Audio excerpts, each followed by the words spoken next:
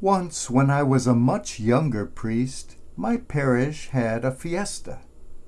As the good people of the church were enjoying a fun-filled day, sampling wonderful foods, trying their luck at games, or having their insides churned in the grip of carnival rides, their pastor was hard at work doing what he was ordained to do, sitting in the dunk tank, waiting to be thrust under the ice-cold water by cruel, cold-hearted parishioners.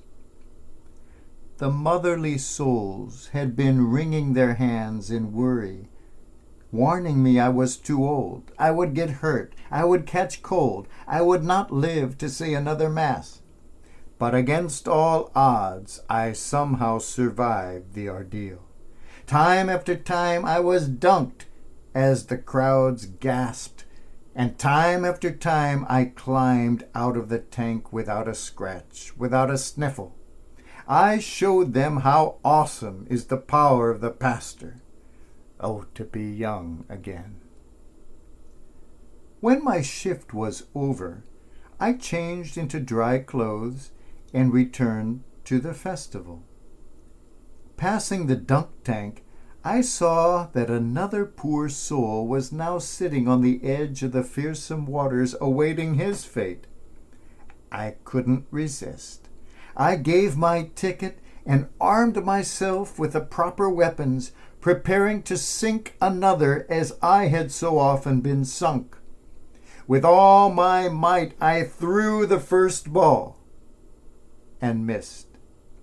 But as the ball was leaving my hand, I felt a sharp pain attacking my fearless, famous pitching arm, and I knew that I had burst a blood vessel, pulled a muscle, or dislocated something I never knew was there, and most likely all three. There was nothing to be done. My pitching career was over the instant it began. How ironic, I thought. When I had been the vulnerable one under attack, I was just fine.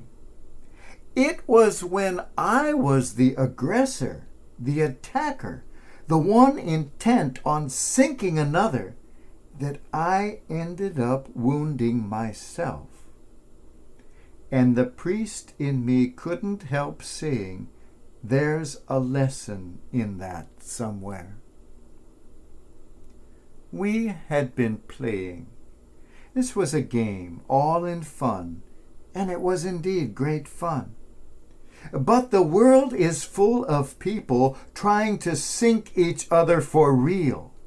In the real world games of winner-take-all politics and winner-take-all economics, in the big people's games of big money lobbies buying votes, buying policies, and buying whole organs of news media and turning them into propaganda machines, it has become simply part of the game to sink other people, to sink truth, to sink a planet, in order that a few might enjoy a brief moment of wealth.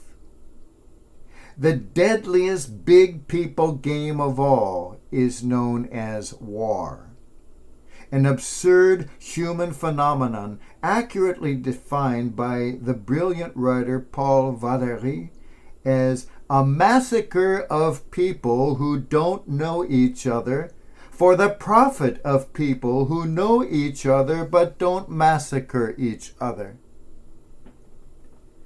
We cannot open our newspapers without being confronted with images of the gigantic dunk tank known as a modern human society.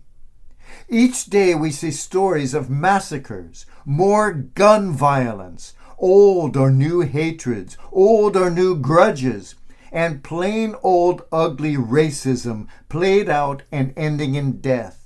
People sinking other people under the mistaken notion that in so doing they themselves will stay afloat. Whether fueled by hatred, fear, greed, or old-fashioned stupidity, the dunk tank of humanity is alive and well, with some being aimed at and some doing the aiming. Who wins? Who comes out ahead? Who possibly can?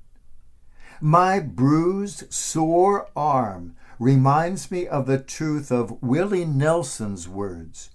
Cruelty is all out of ignorance. If you knew what was in store for you, you wouldn't hurt anybody, because whatever you do comes back much more forceful than you send it out. Who can possibly come out the winner in a modern war? The last one to remain alive, to preside over a devastated world? Or perhaps the dead, who have lost less than the survivors? Already 100 years ago, the first woman member of Congress, Jeannette Rankin, saw clearly and spoke her prophetic judgment. You can no more win a war than you can win an earthquake. When we strike another, when we aim to wound another or to sink another, when we make war, it is ourselves we hurt before all others. When we hate, it is something deep inside ourselves we are hating. When we kill, it is our own soul we kill. Something in us dies the moment we pick up the stone, the moment we hurl an insult, the moment we stop recognizing the brother and start seeing the enemy. We have just celebrated Father's Day. A father shows his children the real strength of a man, not in trying to perpetuate aggression, not in pretending to put on bravado, but in daring to show tender love. Brute force, disregard for life, reckless living, selfish, arrogant pride, these are not manly virtues, despite what our society has led us to believe. These things do not make me more of a man. They make me less of a human. When we kill, when we destroy, when we hate, when we war, when we abuse people or planets, we do not demonstrate our manliness. We kill our humanity. Let us reclaim that humanity, that we will have something left to pass on to our children.